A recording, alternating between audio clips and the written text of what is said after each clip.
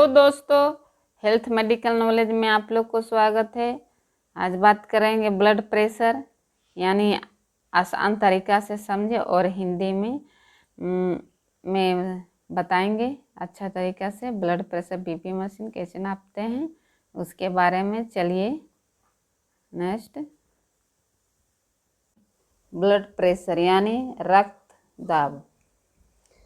Blood pressure means an specialist force that apply blood on blood vessels। Blood pressure का अर्थ होता है कि एक विशिष्ट प्रकार का प्रेशर जो किसी की रक्त के द्वारा रक्त वाहिनियों को दीवारों पर डाला जाता है, यानी जो रक्त वाहिनियां हैं उसको दीवारों पर डाला जाता है। इट इज वेल्स measured by brachial artery of arm. इसे हमेशा हाथों की ब्रेकियल आर्टरी के द्वारा मापा जाता है। यानी जो ब्लड प्रेशर है ये बीपी मशीन चाहे ब्रेकियल आर्टरी के द्वारा नापा जाता है ब्लड प्रेशर को। चलिए नेक्स्ट।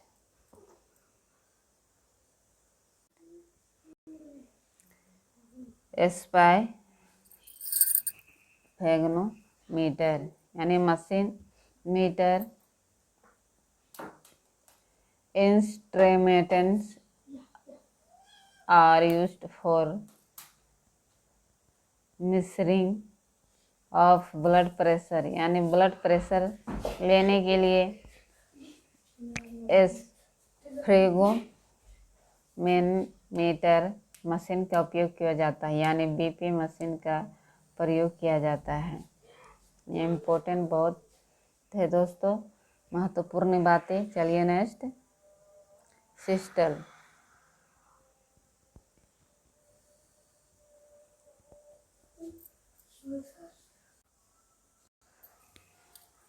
जब हृदय की मांसपेशियां सिकुड़ती है और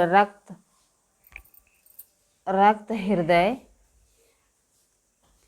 के चेंबर से धमनियों से जाता है तो इसे ईसीएल कहते हैं। यानी जब रक्त मांसपेशियों सिकुड़ती है और रक्त हृदय से के चेंबर से धमनियों से गुजरता है चाहे धमनियों से जाता है तो इसे एसेलर कहते हैं। चलिए। डायस्टोल। जब हृदय की मांसपेशियां पुनः शीतलित होती है और रक्त फिर से चेंबर में भरता है तो उसे डायस्टोलिक कहते हैं। डायस्टोलिक कहते हैं। यानी when heart muscles relax and heart chambers again refill and now the diastolic। देख सकते हैं तस्वीर में कैसे बीपी मशीन लगाए हैं। देख आप अच्छी तरीक़े से किसी बीपी मशीन का प्रयोग करते हैं। जब बीपी मशीन लगाते हैं तब कैसे रक्त वाहिनी सिकुड़ जाती, फिर बीपी मशीन ओपन करने के बाद बीपी रक्त वाहिनी फिर से सुचारू रूप से चलने लगती है। यानी फैक्टर एफ्टिंग बीपी यानी प्रभावित करने वाली कारक। हाइपरटेंशन अधिक रक्तदाब यानी एज बेसिकली मेडिसिन।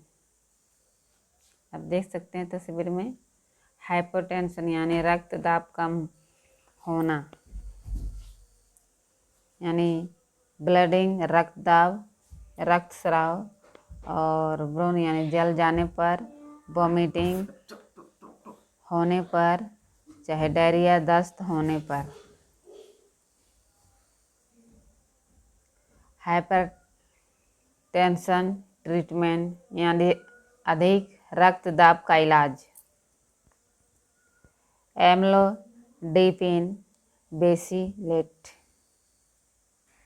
यह दवाई रक्त वाहिनियों के अंदर कैल्शियम चैनल को बंद कर देती है, जिससे कैल्शियम आना बंद हो जाते हैं और यह कैल्शियम धमनियों के अंदर नहीं जाती, यानी कैल्शियम जो होती है वो धमनियों के अंदर नहीं जाती है। Due to this reason artery यानी dilate and encourage blood flow and normal and pressure।